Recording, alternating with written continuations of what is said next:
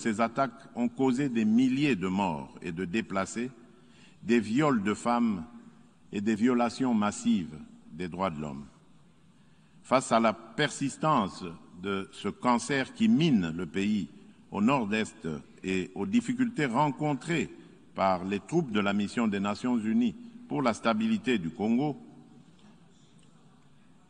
sur le théâtre des opérations, j'ai décidé de proclamer, conformément à l'article 85 de la Constitution, l'état de siège pour mettre fin à l'insécurité dans une région stratégique de la République démocratique du Congo. En vertu de ce régime constitutionnel d'exception, les forces armées de la République assument la totalité de la responsabilité de la gestion administrative et sécuritaire des provinces concernées, en même temps qu'elles mènent des opérations militaires. Grâce à l'état de siège, des avancées importantes ont été réalisées, notamment la neutralisation de plusieurs centaines de miliciens, les redditions de nombreux éléments de ces groupes armés, la récupération d'armes et de munitions par les forces armées de la République, le démantèlement de plusieurs réseaux de trafic illicites d'armes, de munitions, de minerais et de ravitaillement des groupes armés en produits divers,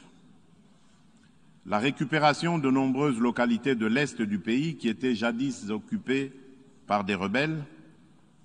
la libération de nombreux otages autrefois détenus par les groupes armés, dont les ADF, la réouverture de certains axes routiers importants qui étaient jadis sous le contrôle des forces négatives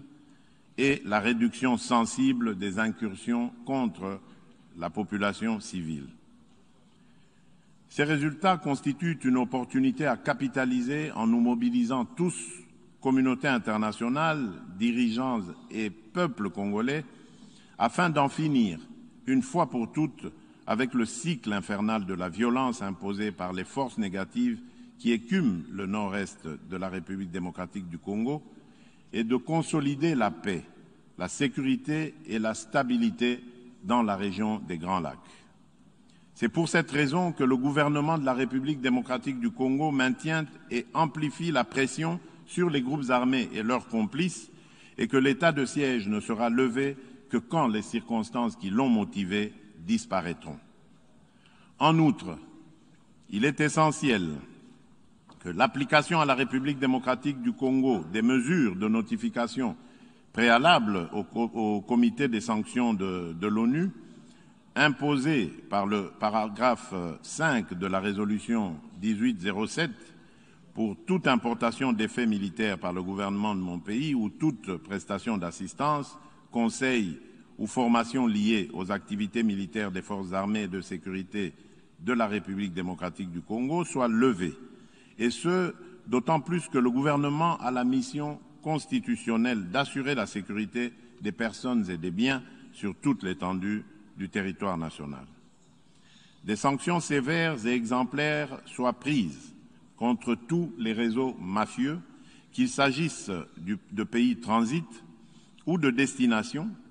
ou encore contre les multinationales qui exploitent illégalement les minerais de mon pays et alimentent en échange les groupes armés en armes et munitions, pérennisant ainsi le conflit en République démocratique du Congo et dans la région des Grands Lacs. Le retrait de la MONUSCO soit progressif, responsable et ordonné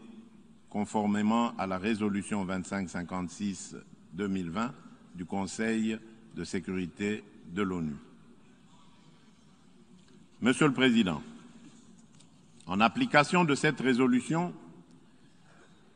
un comité conjoint République démocratique du Congo, MONUSCO, élargi à d'autres agences des Nations Unies et à la société civile, a été constitué pour définir la stratégie à élaborer et la feuille de route du retrait définitif de la MONUSCO en République démocratique du Congo.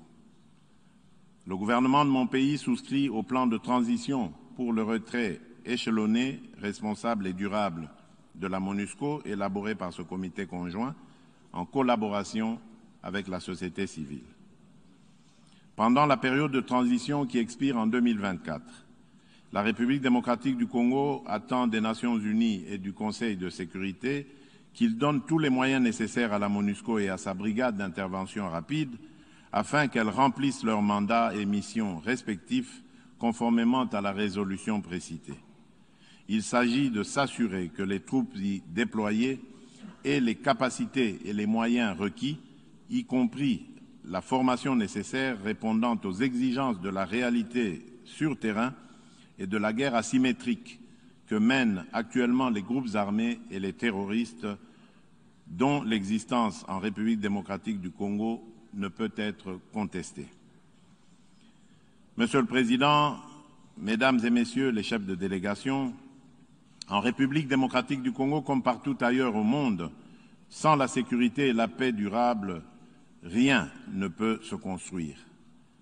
La sécurité et la paix sont des conditions sine qua non du progrès des nations. Le peuple congolais en a besoin pour sa prospérité et la construction de sa démocratie encore fragile. C'est pourquoi je consacre toute mon énergie et attache le plus grand intérêt à la fin de l'insécurité, des massacres et des pillages, et à l'instauration d'une paix durable dans l'ensemble de la République démocratique du Congo, ce qui contribuera davantage à l'organisation d'élections libres, transparentes, inclusives et crédibles prévues en 2023. Je ne saurais terminer mon intervention sans rappeler une fois de plus la sempiternelle problématique de la réforme de l'ONU et de la représentation de l'Afrique au sein de son Conseil de sécurité. On ne l'aura jamais assez répété. Il s'agit d'une question d'efficacité de l'ONU et de justice à rendre à un continent,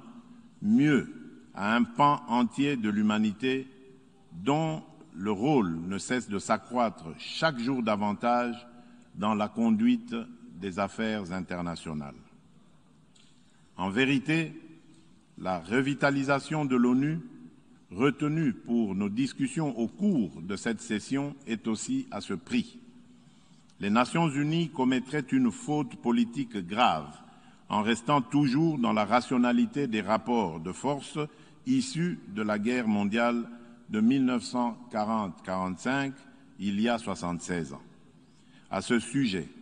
je réitère la position commune africaine arrêtée par les chefs d'État et de gouvernement, contenue dans le consensus d'Ezulwini